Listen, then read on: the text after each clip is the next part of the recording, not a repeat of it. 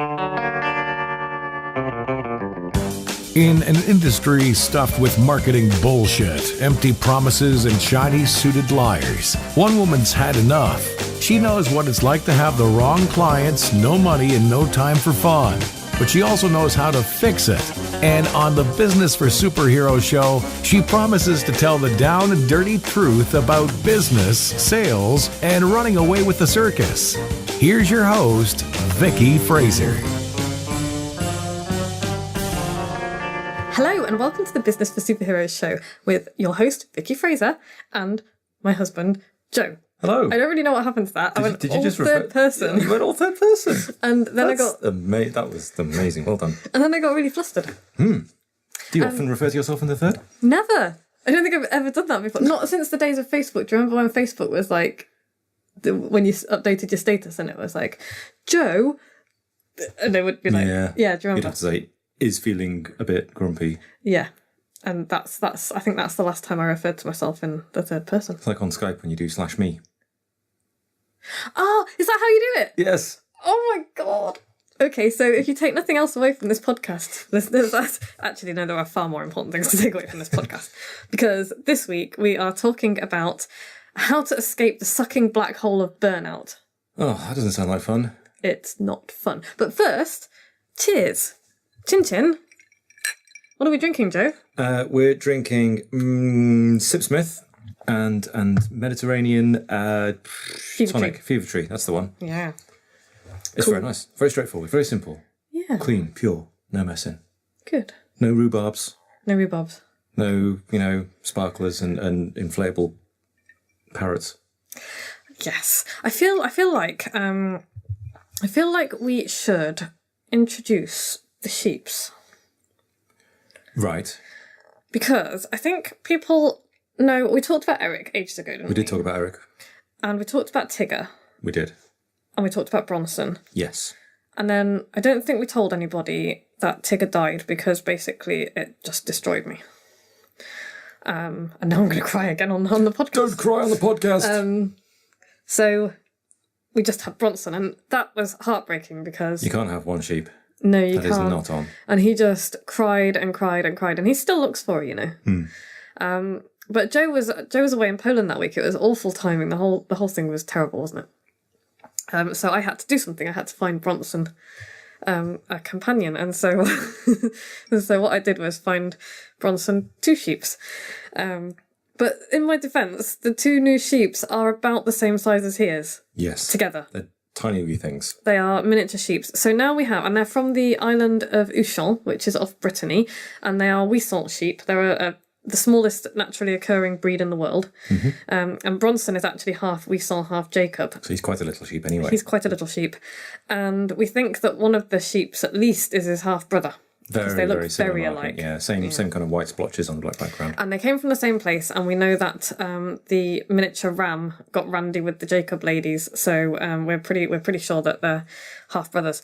Anyway, they're both boys, and there's a little black one and a little white one, and we called the little white one Picard because why did we call him Picard? Well, for two reasons. Firstly, because I'm an enormous Star Trek nerd, and I was just like, Captain Picard! And secondly, because there is a town, probably a village, called Picard on the island of Ushant.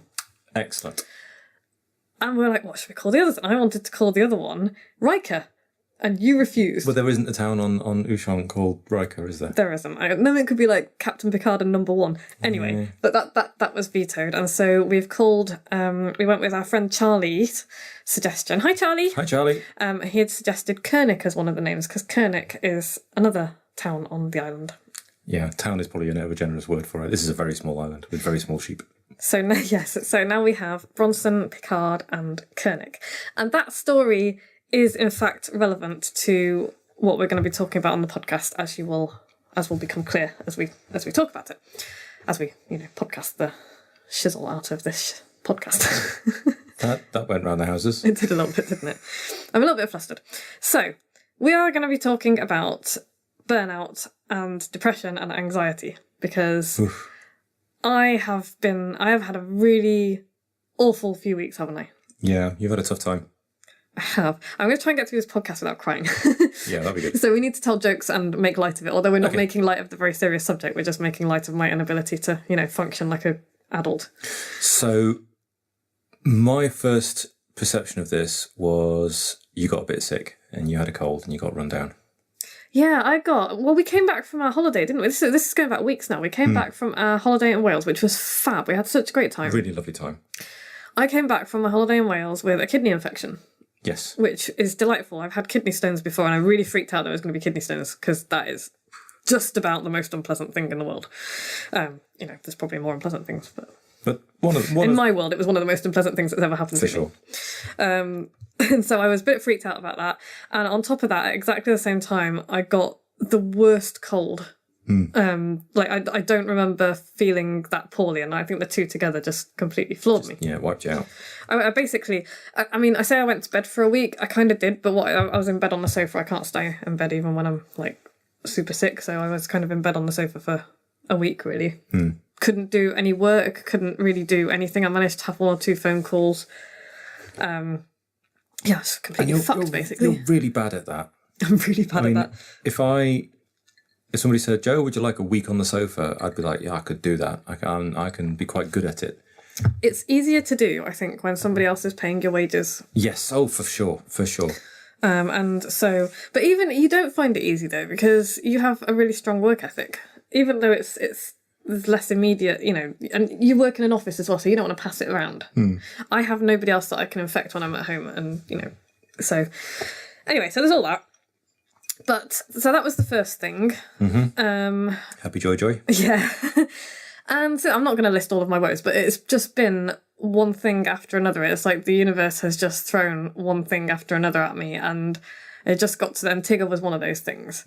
And you being away, just the timing was bad, and my aunt is very, very sick. And there's other stuff as well, but it just got to the point where, I don't know, it's just it all just kind of stacked up a bit, didn't it? It just stacked up a bit. And I didn't see any of it coming, and that was the thing. Because it's really insidious, this is. And this goes for... Because I've had depression on and off for basically my whole life, and anxiety. And sometimes you can see it coming, and it's kind of like, oh, okay.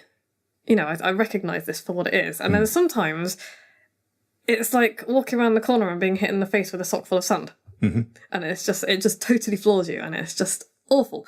And I don't think people realise what it's like, because it makes it very difficult for people around you as well, because if you don't tell people, and we don't talk about this stuff because it's it's not done, and it's seen as weak, and especially if you're of the older generation, it's just like, oh, it's just a made up shit thing. Yeah, just get on with it.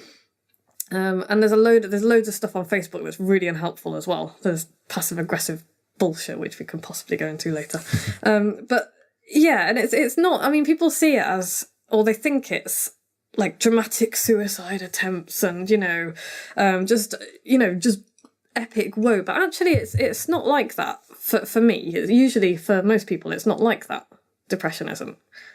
And anxiety. For me, it's more like a black hole that sucks all of the colour out of the world.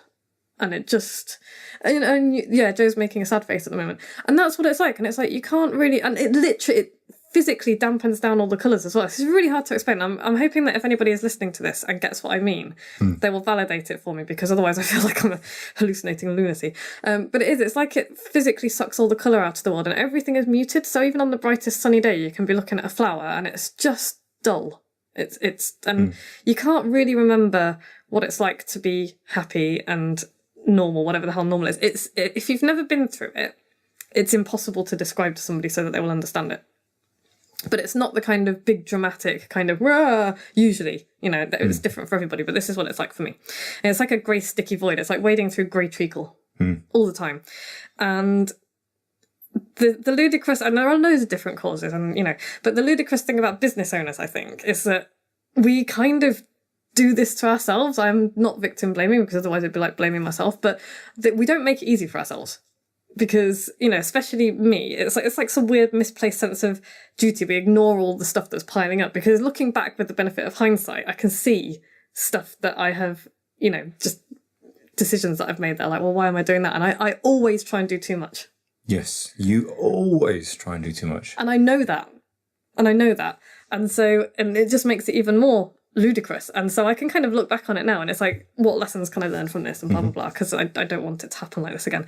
So yeah, I just wanted to kind of set the scene a little bit because I think that people don't talk about this and it really sucks and it feels like nobody else in the world understands you. And that's not true. And I think it's social media makes it worse as well. It makes it far worse. And this is one of the things I was thinking about today, because you'll get loads of people virtue signaling with stuff like they'll post those things that are kind of, oh, you know, I'm going to post this thing and you must copy and paste it if, you know, to stand up for mental health. And I know the ones who will and the ones who won't. And it's like, that is probably just about the most unhelpful thing you can see if you are feeling a little bit shit about yourself anyway. So if anyone posts those things and they're listening, please don't, because It's not helping. it's not helpful and it's not a good thing to do. And it's just, you know, there are other things you can do that are better. So there's all that kind of stuff. And there's, you know, social media only shows you the bright side of everybody's life. People are only showing you the good stuff. Yeah. Mostly. And when they're not, it's the kind of drama llama stuff that it's like, don't put that on Facebook. It's never the real stuff that's kind of, you know, it's all brittle and fake. Which is kind of describes social media, really, doesn't it? Whose quote is that? Never compare your insides to somebody else's outsides? Rob Lowe. Yeah, we talk about that a lot. Yeah. It's a good one. It makes a lot of sense. It does make a lot of sense. You are the only person who has access to your inner feelings. Yeah. And you only see other people's shiny outer plumage. You do. And one of the other symptoms of this is that you start questioning everything. And, you know, every time somebody looks at you funny or says something that you can misconstrue, that your brain will misconstrue it. And it will be like, why does everybody hate me? You know, and suddenly places that you have been really comfortable in the past suddenly become deeply uncomfortable. And it's nothing to do with anybody else. It's entirely down to what's inside you and how you're projecting that onto other people. And it's just very difficult. And so I don't know where I was going with that really, but I just kind of wanted to describe some of the stuff that... Yeah, this is what happens to you, isn't it? Yeah, this is what happens to me. And, you know, it's going to be different for everybody. But you start to believe that nobody else gets it, that you're the only one going through this stuff, because you become this egocentric maniac as well, because that is the nature of, you know, what happens to you. Possibly too much time self-reflecting. Yeah. And, you know, we are all each the centre of our own universes anyway at the best of times. Everybody's world revolves around them. It's just the way humans are wired. But you become really insular and, you know, that everything is against you. And it's just like, and it takes quite an effort of will to realise that that's not true, and also to realise that there are people who really care about you and can help. And I'm going to shout out to a few people actually at the end of this podcast who have just been completely wonderful, apart from you, because you're always wonderful. You put up with quite a lot of shit from me. So I just wanted to talk a bit about burnout, really, because that, I think, is what this boils down to for me, this iteration of my woe, of my self-indulgent woe, has been down to burnout. And I think that's a lot more common among business owners than people think. And I don't think people recognise it for what it is. And I think that's really important. And it's something that's been concerning me lately, obviously, because of my experiences over the past few weeks. But also because a few of my clients as superheroes have been telling me what their plans are and all the rest of it. And I've kind of looked at them and thought, there's a lot going on there, and I worry about them and I worry for them. And so they're not going to be the only ones. So we're going to talk about this a little bit. So, do you know what burnout is, Joe? I guess, I mean, I can see some of your notes, but I would be saying burnout is the point where you've exhausted your resources. You've run out of energy. You've run out of caring. You're feeling emotionally bashed. And there's not much left over. Yeah, that's pretty much it. And you know, there's feeling a lack of direction, meaning, and passion. I saw that described earlier. I was like, that is exactly how I've felt over the last few weeks. And because all this, and I'll come to how I've kind of fixed it. It's not fixed, but how I've started to mend myself, and what we talk about over the past few weeks. Sure. Because this is not just all of the, you know, life stuff that's been piled up on me. It's all of the work stuff as well. It's too much. Yeah, I think burnout is likely in people who are business owners or in like a caring profession, I guess. I'd imagine that sort of nurses and doctors and people who are looking after people, Yeah. they feel like they can't stop. They feel like they can't look after themselves for a bit, and they feel like all kinds of bad things happen if they stop doing what they're doing. And they take whereas I can just kind of go, you know what, I'm taking it easy today. Yeah. Well, you've got goldfish anyway. And it's not a problem. And I've got goldfish. You're a robot. But yeah, I think, doctors, nurses, carers, that kind of people, business owners, people who are really heavily invested and... Yeah. And people who care. I'm not saying that you don't care, but... Yeah. Because I know that you find it difficult when I'm sad. Yeah.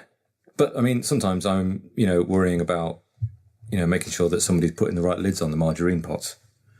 And with the best will in the world to all the margarine manufacturers out there... It's not that important. It's not that important. No. Brief interlude while Whiskey climbs across the desk and points her butt up the microphone. Sits on Vicky's knee. Hello. So it's kind of, I think, it's just too much. Being overwhelmed, emotionally drained, unable to meet constant demands, and feeling like you've got no direction. And everybody feels like this every now and then. Yeah. Everybody. But you may be on the road to burnout if every day is a bad day, and that's what it's been like for me over the last few weeks. If caring about your work and home life seems like a total waste of energy.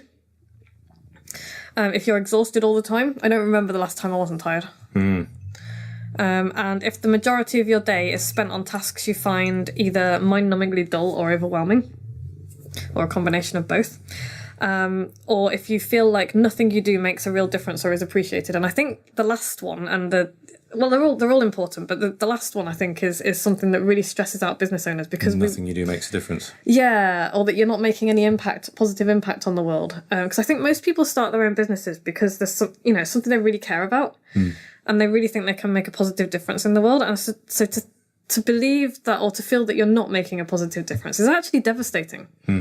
And it's really difficult, even if the logical part of your brain knows that's not true. It's really difficult to shut the other part up, frankly, because it shouts louder. So yeah, that's kind of all of the, the signs to look out for. But I just wanted to run through a bunch of physical signs and symptoms and emotional ones and behavioural ones as well, because I want people to pay attention and just try and, bit of self-awareness in that respect and self-care. Yeah. So, Joe, run through the physical signs and symptoms. Okay, so physical signs. You're feeling tired and drained most of the time. You've got lowered immunity and you're getting sick a lot. You have frequent headaches or muscle pains. If you're an acrobatic type person, the muscle pain might just be an everyday thing. Yeah. And a change in your appetite or sleep habits.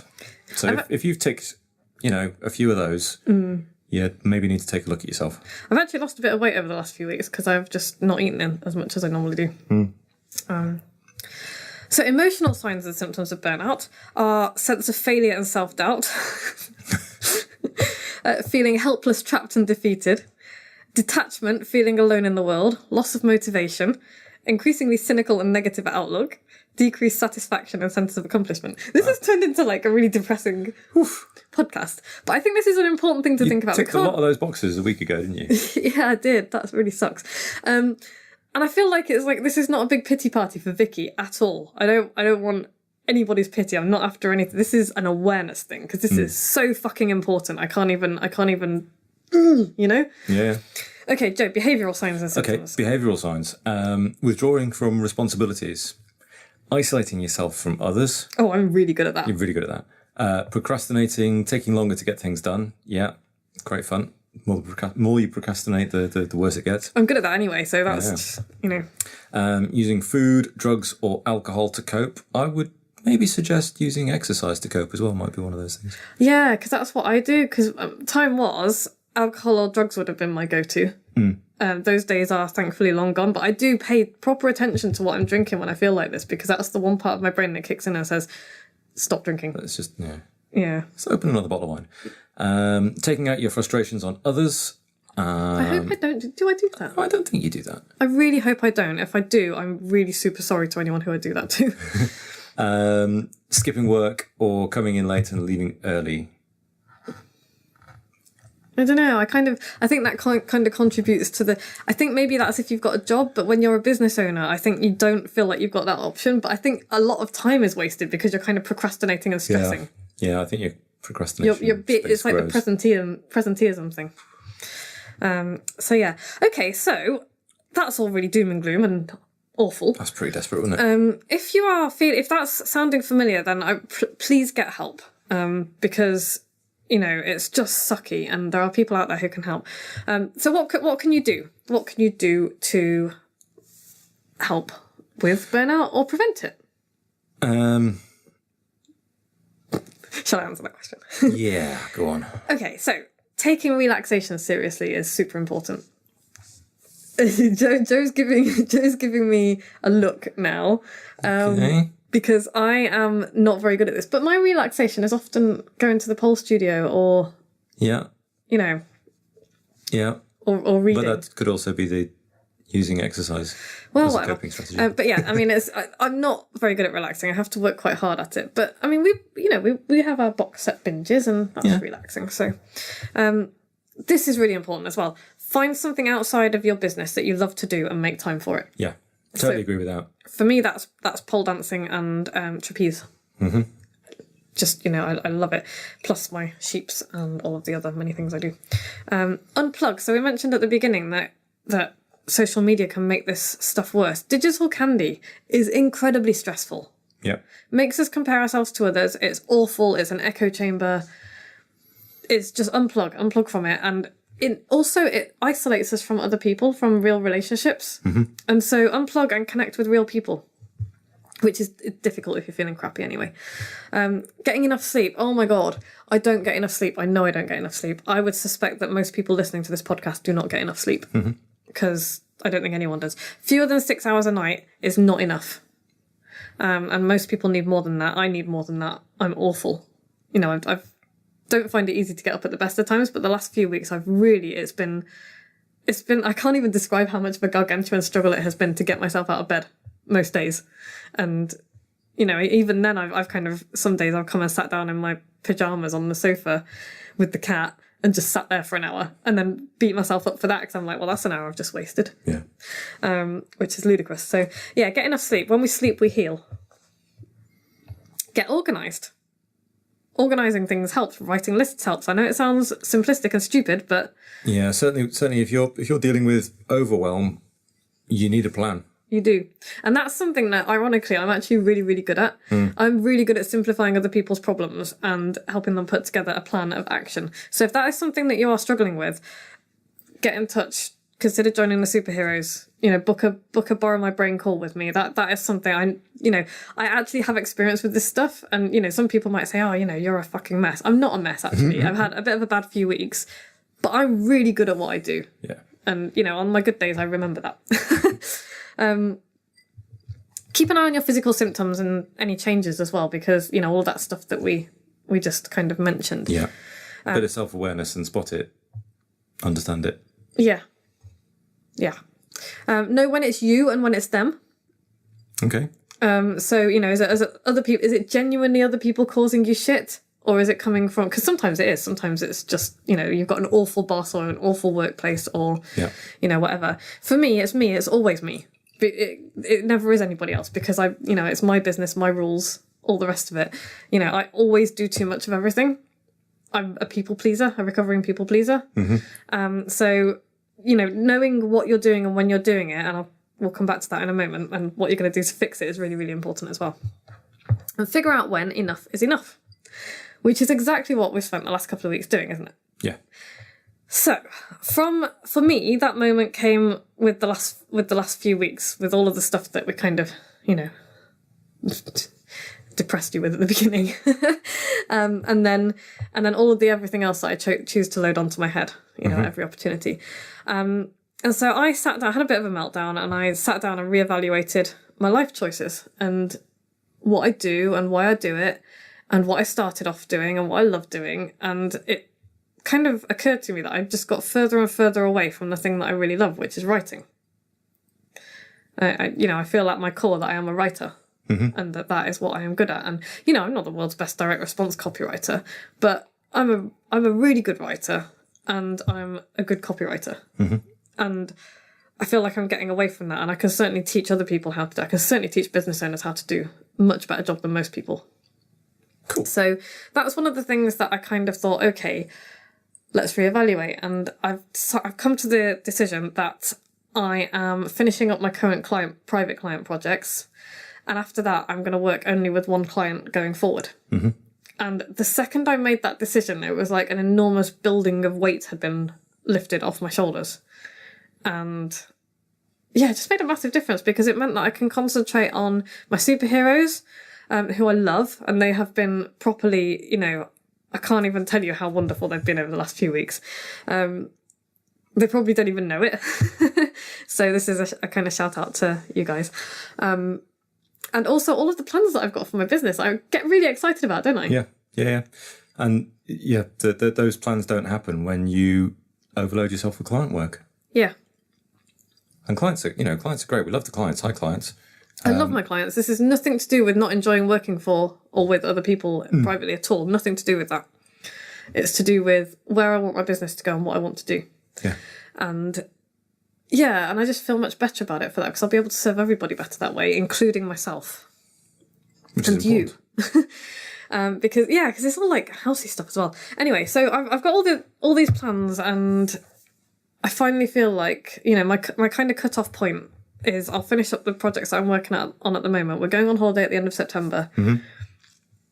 I'm not going to think about work at all. Well, that's not true, because of course I will, but I'm not going to do any work. And what I am going to do is the stuff that I want to do. I'm going to spend time with you. Yay! And we're going to chill out, and we're going to, you know, have a lovely time in France and eat cheese. Nice And cheese. I might start writing the novel that I've always wanted to write, because I'm getting a bit obsessed with fiction writing at the moment. Okay. I might not. Who the hell knows? So yeah, really, I think the takeaway for this month, really, though, is ask for help if you need it, and remember that people care about you. I think the takeaway for me is different from that. Oh, okay. I mean, I agree. If you need help, go and get it. But I think the thing that people don't do, the thing that I don't do, is be self-aware and every now and again give yourself a little check over. You know, are you sleeping well enough? Are you feeling run down? Are you feeling overwhelmed? Are you overloaded? You know, go through the physical and the psychological and the overwhelm type, you know, checklist, if you like, and decide how you're doing. I think just giving yourself a little score and saying, you know, it turns out I'm all right. Actually, that is what counsellors and psychologists do. You know, they score you on. You know, there are tests that they do. I remember this. I think just you know, scheduling 10 minutes into your week to say, am I all right, would be no bad thing for anybody. And you can download those tests online as well, by the way. The ones that it's just a little questionnaire, and it's like if you've got a score above, you know, whatever, then you. I mean, they're not things on Facebook, and you don't, you know, they're not like daft little answer these questions and we'll tell you you're fine or you're, you know. They're tools that trained counsellors use. Yeah, and proper tools. Yeah. They are useful. And the other thing you can do is keep an eye on the people you love as well, because it's not always obvious to you if you're, you know, spiralling into ridiculousness. But it is sometimes more obvious to the people around you. And rather than withdraw from them, you know, ask if it's a good friend of yours, ask if you can help. I'm not making this everybody else's responsibility at all. But if there's somebody that you love and you notice something about them that's not quite right, then, you know, just ask them, is everything okay? What can I help with? You know, you're exhibiting this behaviour that is not typical for you.